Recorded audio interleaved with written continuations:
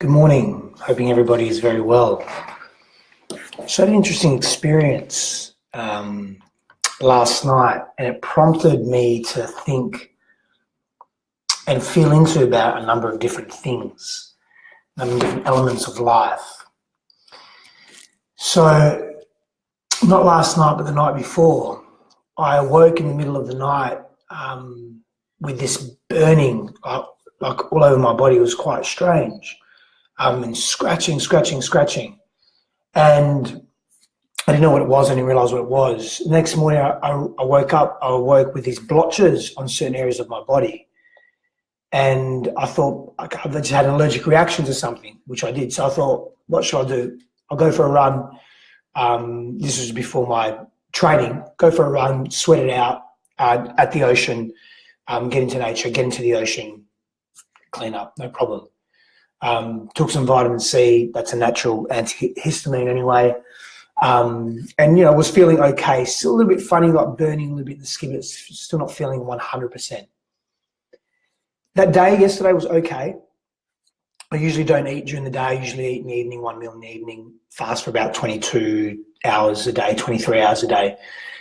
And then come the evening, it started getting worse again. And you'll probably see I feel strange.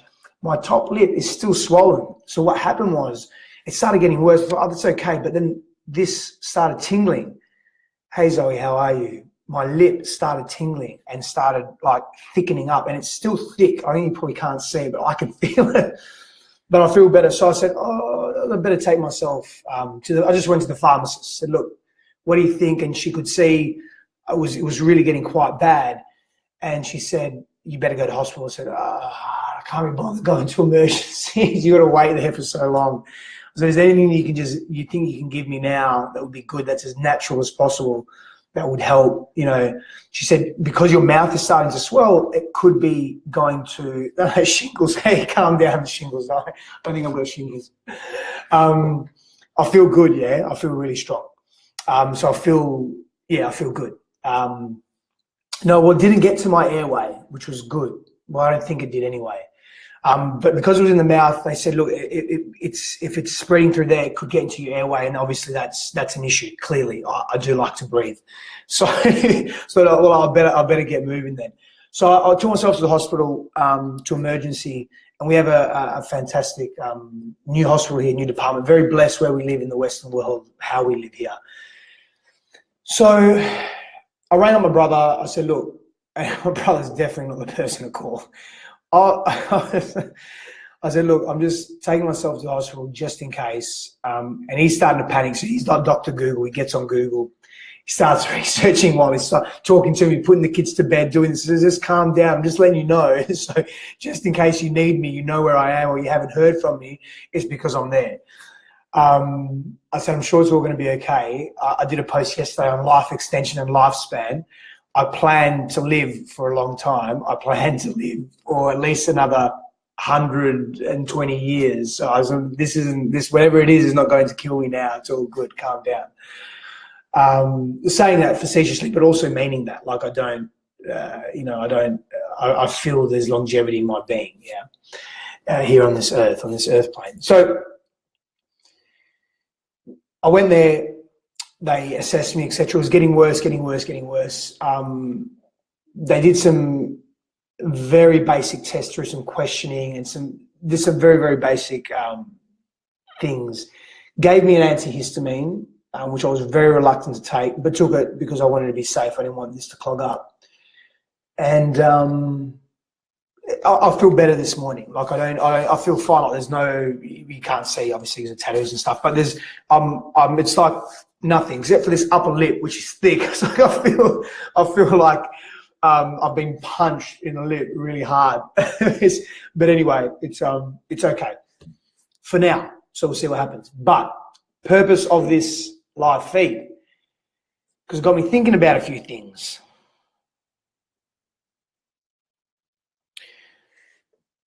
It got me thinking about the fragility of our humanness. It got me thinking about the fragility of who we are. Now, I consider myself a strong, connected individual, Yet something at a cellular, molecular level unseen to the human eye has interacted with my body, with my physiology, and has caused me to have a reaction. Now, whether it could be something in the atmosphere or could be a food that I ate, I don't know. And the reality is modern medicine would struggle very much to tell me at this point in time. So honestly, there's no test they could run. Simply put, that's what they said. There's no additional test that we can run to figure out what this is. But it got me thinking, and my brother said to me, he goes, I can't imagine. They were asking me about my GP. I don't even have a GP. It is a metaphysical message, Zoe. Absolutely. And I was meditating deeply this morning, and it came to me what it is. It came to me last night. I knew exactly what it is. Anything that's coming out of the skin, any skin irritation in that sense, it's a purge. So there's a cleansing that's occurring. So I was very okay with that. But what my ego wasn't okay with was why I saw it as a weakness. And this is the interesting conversation I want to have, especially in the realm of masculinity and being a man. I saw it as a weakness, being sick or getting this irritation, this allergy. I don't even feel comfortable now talking about it. This is the interesting thing. That's why I've made myself do this live feed as well. I didn't have to force it, but I was reluctant. So I thought, no, I'm jumping in. I'm doing this because there's element of ego, there's element of perception of self. Like it began to shatter my idea of who I was and what I am and what I was. Like, am I not this strong, resilient man? Am I not this individual that does not need to go? Like, they'll ask me about my GP. I don't have a GP. I can't remember the last time I saw a GP. Like, actually, no, I went and saw a GP last year because I wanted to do some tests. I wanted to get some basic biomarkers on my body. But in terms of actually being unwell or ill, I can't remember the last time I saw a GP. It was just a local practice up here, like a locum. It's not even my GP. I feel like I can't talk properly with this fucking lip. Oh, shit. Anyway, yes, Zoe, that's right. And that's what I started thinking. And Amanda, yes. All these things, I'm thinking all these things, that we are not our bodies, that through this purge, through this cleanse, that I'm also becoming more resilient and stronger. But initially, and this is catching the thoughts, catching the message initially, right, is that I'm weak. That why am I getting sick? Because my brother says to me, he says, I can't imagine you ever being sick. I envision you as immortal. And not from an egotistical, arrogant point of view. I envision myself immortal. I envision all of us immortal. And it's like I focus on this infinite element of self, this infinite thought paradigm that we can enter, multiple infinite thought paradigms that we can enter, this depth of emotional being that we can enter. It's infinite. Yet we're in this physical body, which is finite, so to speak. So we know at this point. So my ego started getting this shock, began to really feel the shock of, well, are you your body? And if you're not your body, what are you? But if your body's not a healthy container for the expression of this infinite being, this infinite thing that resides within the body, that is integrated and is the body, but isn't the body at the same time, that's the paradox. What are we? So I began to focus more and feel into more of the ego self. And I didn't like it. Like I didn't like the fact that I was getting sick. Like I was almost embarrassed. I was embarrassed that I was having an allergic reaction to something. I was thinking, well, my body, why is my body strong enough? Why am I being weak? And you're right, Zoe. So this attachment, so I was just being with these feelings. I'm not doing my best. Obviously, parts of me were very much attached to this notion of health, this notion of longevity, this notion of, immaculate body in terms of the internal workings of the immaculate body. But that wasn't the case. I was suffering because of my ideas, preconceived beliefs and ideas and notions around suffering. Around what it means to be a healthy body. And I was suffering because of that. And then I was also suffering because I was going through this internal debate, this trying to understand what is going on right now. And at no point, well, this is the interesting thing, at no point was I concerned about dying. At no point was I concerned about physically suffering. I was more focused on, why is this occurring? What is the message? What is it trying to tell me? Why is it occurring now? And why do I have such a strong attachment to not wanting to be sick or ill or perceived to be, having an allergic reaction where the body is perceived to be, or I'm perceiving it to be weak? And I started looking at our socio-cultural structures as well, our models of reality, how we treat each other as men and women, as people, and what's expected of us as men. And knowing that that's definitely influenced this ego perception of self with respect to, why am I experiencing this?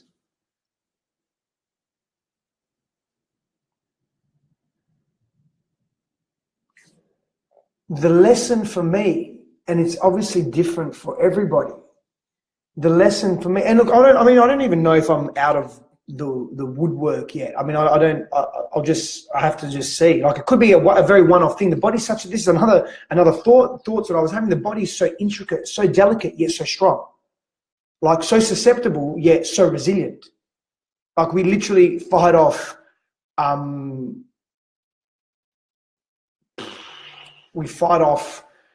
much pain every day. We fight off viruses every day without even knowing it. Our body's so intricate, so strong, so connected. I began to think of, what's this trying to tell me? What am I needing to shift or move through? What is this symbolic of? So when I sat with that this morning in stillness, as part of my practice, is virtually every day. Sometimes I may not have that day, but I generally always, every day. I'll just sit in stillness and silence and breath practice. I may do some breath movement, sound practice, whatever it may be. But this morning, just stillness and silence, and being with that silence. And it's okay. So I'm purging. Okay, great. I'm purging. Fantastic. What am I purging? I'm purging an idea of self. I'm purging a self-identification. I'm creating space. I'm creating space in my being to allow more, not even more, but a different level of being to come in. Because the old self, or parts of the old self, directing my behavior, my personality, my expression, are no longer valid in this body, in this vessel, so to speak, and whatever encapsulates that vessel. The psycho-emotional self, the layers of the psyche, the physical body as well. So it's time to purge. Self-belief, self-worth, the need for particular validation, like it's gone. Not gone, but it's going. There's no need for this anymore. So for me, symbolically, this was the link. And I'll explore this a lot more over the next few days as well. I'll go to greater depths in exploring this from different places within myself and within various forms of disciplines and mysticism and so forth, to be able to connect fully to this beautiful lesson, this beautiful teaching, this beautiful experience. But that ego self, so attached, so, we don't know how strong the ego is. We don't know how strong, how much the ego self drives us until we're pushed to our edge, until we're pushed to our extreme. We don't know how much our ego self makes decisions for who we are based on unconscious paradigms of belief, based on models of reality that we're not even familiar to, we're not even aware of, implicit models of reality, implicit memory that drives who we are and how we present to the world, how we present to ourselves, how we feel about ourselves, how we feel about others. And it's not until we're pushed to our edge in some capacity, or we perceive to be pushed to our edge in some capacity, that we're actually able to make legitimate, sincere, meaningful change in our lives, or some form of transformation, or at least be presented with the opportunity to do so, to be presented with the opportunity to make some form of change. And it becomes very confronting. For me, what's more confronting is not the fact that my physicality is temporarily breaking down. I feel I can deal with that. It's very interesting. It's the emotions and it's the feelings and it's the thoughts that are accompanying what is going on right now. Like really going deep into that in real time as I'm experiencing a physiological breakdown. Because like hives are fucked. Like they're not, it's not the end of the world. Well, it can be for some, I suppose, definitely. But hives are horrible. Like that's essentially what I had last night. Like having this allergic reaction. But again, intrinsically knowing, like I'm safe. It's not an issue. Like my physicality is safe, but it's not what's presenting. So you're visually looking like with your primary external physical sense organ, which assesses danger and threat and safety and so forth. You're looking at your body thinking, wow, this is abnormal. This is not normal. This is not a healthy version of self. But knowing at the same time, there's this paradox, right? Knowing at the same time that, no, I'm okay. And no, it's more than okay. Let's focus on what is actually occurring here internally, psycho-emotionally, spiritually, emotionally, separately, feeling-based, etc. And the ego self didn't like it. And so I was sitting in the hospital just laughing at myself, like laughing at, okay, how can I grow here? What more is there to gain? How can I really move through this? How can I be far more present to exactly what is occurring? I learned a number of years ago that, we go through life in a very unconscious way. The majority of society is quite unconscious and not deliberate in our actions, not deliberate in our thoughts and our feelings. We are a byproduct of what we just allow in a passive manner to occur in our lives. We don't really take steed and we don't take mastery over self. And this becomes a problem. It becomes a problem because we lose our faculties. We lose who we are, who we truly could be.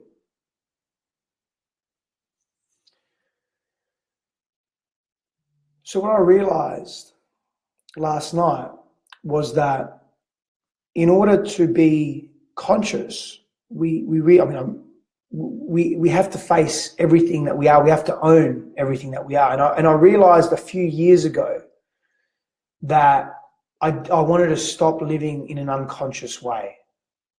I wanted to cease to live in a way that was just being passive and reactive to life, as opposed to being responsive to life and taking ownership of myself, my actions, my thoughts, my beliefs, my feelings, my everything, my relationships, everything that I was and everything that I was going to become, is to take mastery of self, to really be a masterful version of self. Just self-mastery, self-awareness, self-realization, self-actualization. Heavy words, big terms, massive, but when embodied and when moved in that direction, when clear about wanting to be that individual and choosing to move through life in that way, it begins to just transform your whole being, everything that you are. So last night was no different. Whilst confronted with this ego death and this physical purge as well, because the emotional body and the physical body are intrinsically and intimately linked and connected. This emotional physical purge, I sat in gratitude, I sat in deep appreciation and inquiry. I was curious, so deeply curious about how I was feeling. Like when I read that my brother's message, and I can't imagine you being in hospital for anything. I envision you as immortal. So that's interesting. So I envision myself that way, but clearly my physical body isn't. Am I okay with that? Am I okay with being weak? And is it actually weakness, or is it a natural process of just being human and fluctuating and moving through those states in order to understand ourselves and know ourselves and feel ourselves in a different way? And for me, the response is yes. It's a resounding yes. So perceiving that completely different now, looking at life and looking at the world in that way, looking at the body and the integration of body, mind, spirit, and emotional body in a very different way through this very simple and very not scary experience, but because I chose to pay attention to it. And I urge all of us to pay as much attention as we can to who we are and the experiences that we have in life, because it allows us to grow. It allows us to see ourselves from a different perspective and a different vantage point, which allows us to be greater empowered, allows us to know ourselves with greater depth, allows us to connect to others in such a profound way. And then that's a beautiful experience. That's a beautiful place to be. So I want to leave you with that. I want to say thank you so much for being here and listening. And I'm hoping that you're able to extract something from my personal experience in this way, and really observe and look at the ego self and look at the various layers and aspects and faces of self, because we have many masks that we wear, and debunking those masks. What do those masks really mean? What do those masks really symbolize and signify in your life? And how do they serve you? And how do they serve your relationships? How do they serve others? These masks that come from an idea or a belief of being in a particular way. So hopefully I don't get hives again today, but if I do, we'll go deep into that and I'll see what that looks like. But at the moment, everything's clear. There's no problem at all. Or I shouldn't say problem. There's no difference from my everyday normality or familiarity. Yeah. So many blessings on your journey. Thank you so much for being here. And if you resonate with this message, please share the video. Maybe someone else can also benefit. And then go into their own introspection. Thank you, Zoe. Thank you, Amanda. Thank you, Zoe. And Jacqueline, thank you so much. Thank you, ladies and gents, and have a beautiful day or beautiful evening wherever you may be in the world. And I'll see you again soon. Take care.